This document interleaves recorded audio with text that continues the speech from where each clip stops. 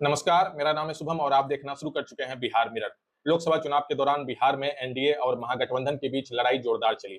एक बार फिर से बिहार में महागठबंधन और एनडीए आमने-सामने दिखाई देगी, क्योंकि बिहार में भी 5 विधानसभा क्षेत्रों पे उपचुनाव होना बाकी है। एक बार फिर से तेजस्वी यादव के लिए अग्नि परीक्षा होगी, क्योंकि देखिए बिहार में जिस तरह से एनडीए को जोरदार लड़ाई तेजस्वी यादव ने दिया, यही वजह है कि 2019 में महागठबंधन को बिहार में महज 1 सीट मिली थी लोकसभा की। लेकिन इस बार तेजस्वी यादव का जो परफॉर्मेंस रहा, जिस तरह से तेजस्वी यादव ने लगातार रैलियों का एक रिकॉर्ड बनाया, उसके बाद बिहार में आरजेडी का भी खाता खुला। 0 से 4 सीट तक आरजेडी पहुंची और पूरे महागठबंधन की सीटों को अगर जोड़े तो महागठबंधन को 9 सीट मिली। तो एक अच्छा खासा जो ग्राफ है वो महागठबंधन का बढ़ा बिहार में।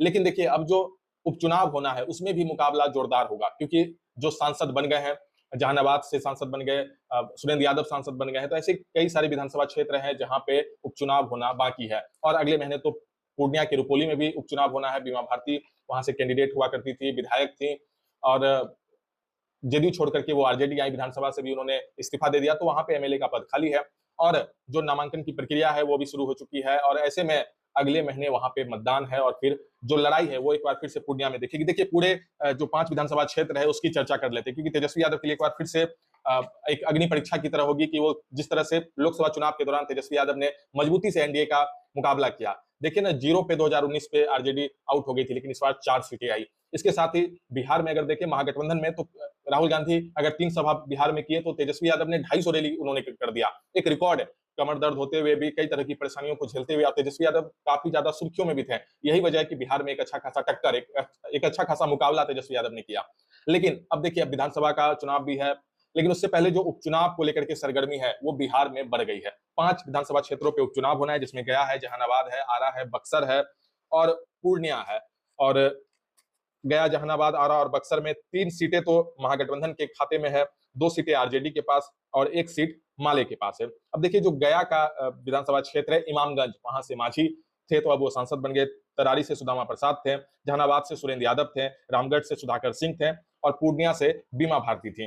तो बीमा भारती को लेकर के जो खबरें चली कि उनको जो है आरजेडी का कैंडिडेट बनाया गया, लेकिन हार का सामना हुआ। लेकिन अब ऐसे में जो खबरें आ रही है कि क्या पूर्णिया में एक बार फिर से बीमा भारती पे आरजेडी भरोसा करेगी या फिर यह सीट माले के खाते में चले जाएगा। लेकिन देखिए, जो अभी का चुनावी समीकरण कह रहा है, चुनावी माहौल कह रहा है, उसमें जो ये 5 विधानसभा सीटें हैं उस पर जो लड़ाई है वो जोरदार होगी। और एक बार फिर से महागठबंधन और एनडीए के बीच जो मुकाबला है वो दिलचस्प होगा देखना, क्योंकि ऐसे में देखिए एनडीए भी चाह रही है कि जो सीटें, जो विधानसभा क्षेत्रों पे उपचुनाव होना है, अगर वहां पे एक अच्छा खासा परफॉर्मेंस अगर एनडीए करती है तो विधानसभा में जो विधायक की संख्या है उसमें बढ़ोतरी की जा सकती है, एक अच्छा खासा परफॉर्मेंस वहां पे एनडीए को मिल सकता है। यही वजह है कि दोनों ही तरफ से जो उपचुनाव का माहौल है वो बनता हुआ दिख रहा है।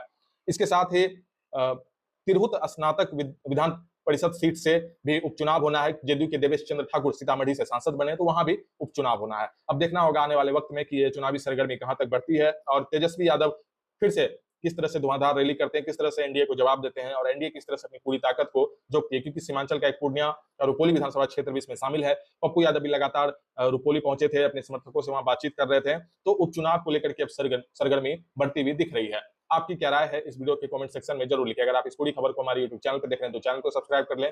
अगर आप फेसबुक पेज पे देख रहे हैं तो हमारे पेज को फॉलो कर लें। वीडियो देखने के लिए धन्यवाद।